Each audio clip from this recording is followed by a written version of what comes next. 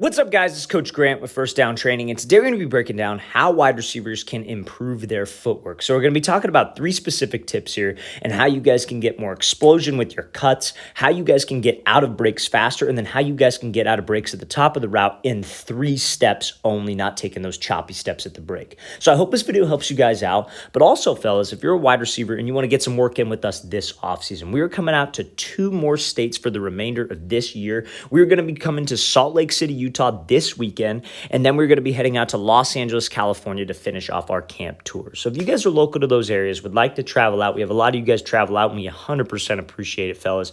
Check out that very first link in the description below. Again, we'd love to have you do one of our 2-day-long camps. We'll have DBs out there for one-on-ones, over 6 hours of position-specific training. So again, it's going to help you guys out. Check out that very first link below. Let's get started. So now, first rider we're going to be looking at is from Devontae Adams. So this is a rare one-on-one clip of him, and he's going to be using something we call a dive release. So a dive release is great to use in this situation because obviously like a dive is exactly how it sounds. We have a DB who's like in head up press, right? That's when we like the dive release.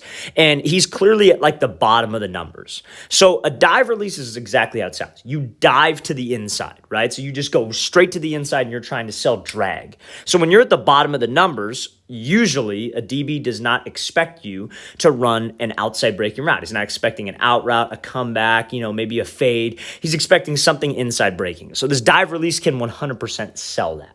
So that's what he does here. Now, we're talking about the footwork, right? So the main thing to give you guys smoother cuts, right? Because when you guys do drills and you do footwork drills, it's not always necessarily about, taking the quick choppy steps, foot fire, being on the tippy toes, having fast hands, fast feet. A lot of the times it's about cutting efficiently and being able to cut on a dime. So how you guys can cut efficiently is by doing 2 things. Focusing on striking the ground with your foot on the middle arch and keeping this cut inside of your frame. And both of those go kind of hand in hand. So when you guys make a cut and when you guys are running like this dive release or when you're running maybe just a cut downfield on a post and you cut, a lot of wide receivers will reach outside of their frame. And that's why, receivers, and obviously I understand this, but when receivers train and they'll be lined up here and they'll have like a cone here and a cone here and they got to break at the cone, then break at the second cone. Cones should be just used as like a guideline. They shouldn't be used as something you have to get to because that causes that bad habit of reaching. So when wide receivers try to reach, it's because they are trying to sell.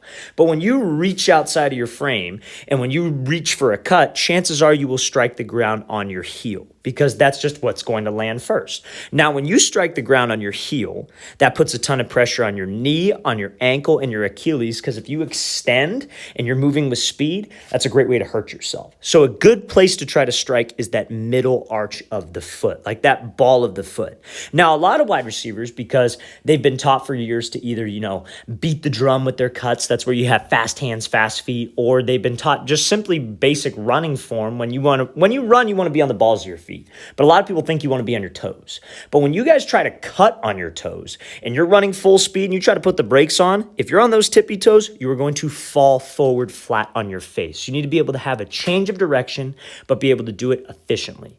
And that comes from cutting inside of the frame and being on the middle arch of the foot. That's where your balance and that's where your drive comes from. So let's play this thing again, full speed one more time. Now we're going to be showing a route from Amari Cooper to talk about how you guys can efficiently get out of a break when on that arch of your foot. So he's going to be doing this like slide release to the outside. So when he slides, gives a move, and then breaks back to the inside, I want you to pay attention to his shin angle and where his toe is. So I'm going to play this thing right now. So he slides to the outside, hits this crossover, and is able to burst out. So let's talk about it.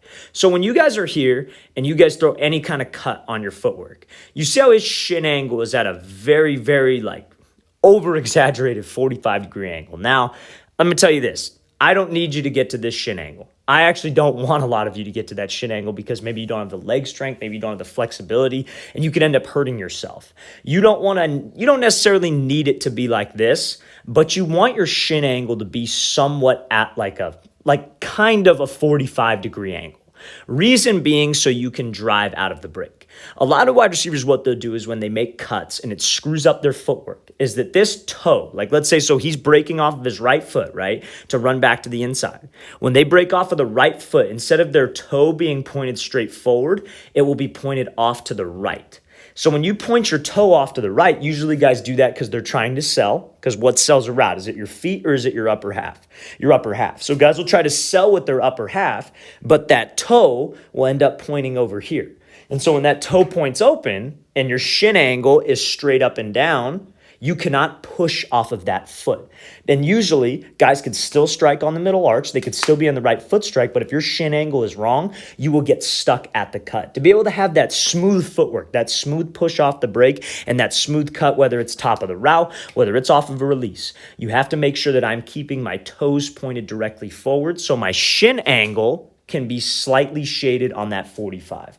It does not have to be a lot, fellas. Now, I say this, and now a lot of people, like you hear a lot of people talking about shin angles nowadays, like ACL injuries, like there's a lot of fancy names for the stuff out there that people teach. And I kind of agree with a lot of it because you don't want to practice bad habits of that knee caving in because that's, where a lot of people lead to knee injuries. So when you guys do this and you're focused on keeping those toes forward, we really have to make sure that we do not reach outside of my frame. So when you guys cut and your hips and shoulders, like let's say stay a little bit more to the inside and that foot gets way outside of your frame because you're trying to reach and sell and you keep those toes forward, that's when the knee injury can happen. So to have that clean footwork, fellas, when you guys throw this cut, you have to keep this cut inside of your frame.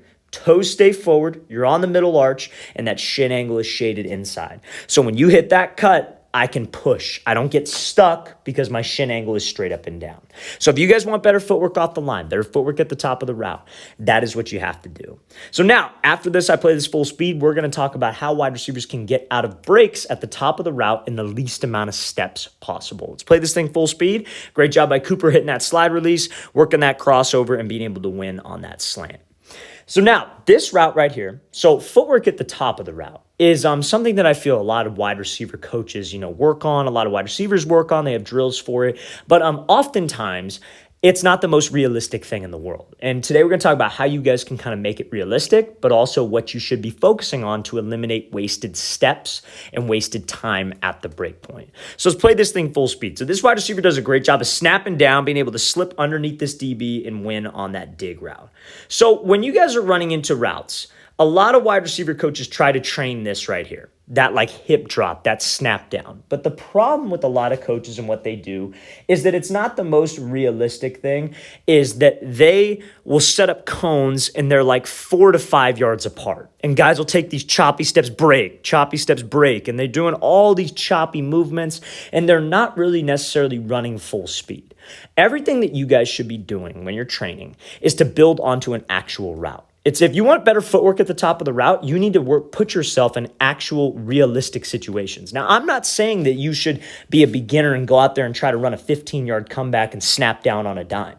But the drills that you should do should not be limiting your stride. It should be working on your stride and the ability to break down while you are in stride. So this wide receiver, the way he is dropping low on this cut, you have to understand, fellas, that this is the first key to eliminating steps at the break point. When you guys are running full speed into a route, everybody knows that we were trying to sell what? We were trying to sell fade. We were trying to make the DB think I'm running past him.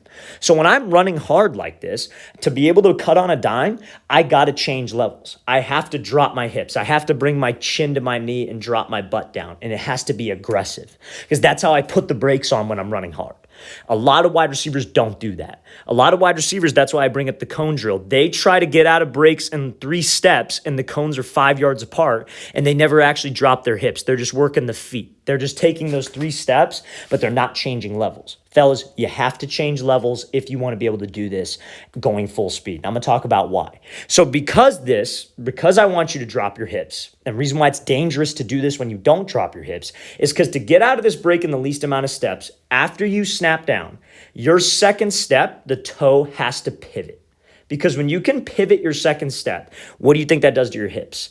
That pivots your hips. So you want to snap, pivot, hook. Because now if I pivot, that hook step is also going to be pivoted. And now on that hook step, I could just push And since I pivoted on my second step, my hips are already down this break. So now I can get out of this thing in 3 steps. It is possible. A lot of wide receivers will snap down. They'll go here. But this second step, the toes are pointed directly forward. You will not be able to get out in 3 steps. You will take a minimum of 5 steps. But if you guys want to get out of your breaks, you want to start eliminating time, you want to try to get your hips out of there as quick as possible, you snap, and the second step, you pivot.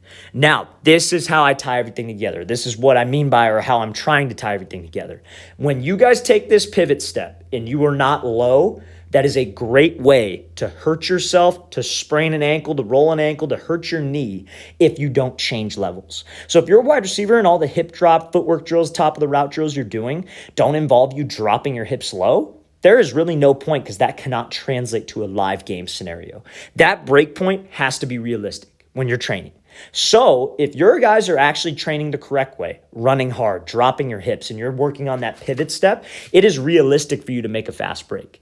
But if you guys are trying to run as hard as you can downfield and take these 3 steps without actually getting low and slowing yourself down, you will never do it. You will either hurt yourself, lose a ton of speed, or drift off of the route. The hip drop matters to set yourself up for the correct footwork to eliminate wasted time and wasted motion at the break. Now, I know it took me a while to explain that, but you guys have to understand that. You have to understand that it's more than just taking the right amount of steps. It's more than just taking 3 steps. There's a lot of people who are so caught up in the steps that they freaking slow down, or they don't drop their hips, or they're running super hard and they don't drop their hips and try to do this, and they will hurt themselves. Fellas, you need to combine the correct footwork on your routes with the right form and the right pad level drop. Let's play this thing again full speed one more time. This is a textbook break here of how you guys should pivot off the second step after dropping those hips to get out of the break in the least amount of steps and time possible. All right, fellas, I really want to thank you for watching. I really appreciate it. If you guys have any questions at all, don't hesitate to leave those in the comment section below. We always appreciate the feedback. Always great to hear from you guys. And again, fellas, if you'd like to come out and get some work in with us, we're coming out to 2 more states this offseason: Salt Lake City, Utah, and Los Angeles, California, both in the month of July. So check out that very first link in the description below, you guys. Hope we could see you out there. I'll see you guys next time.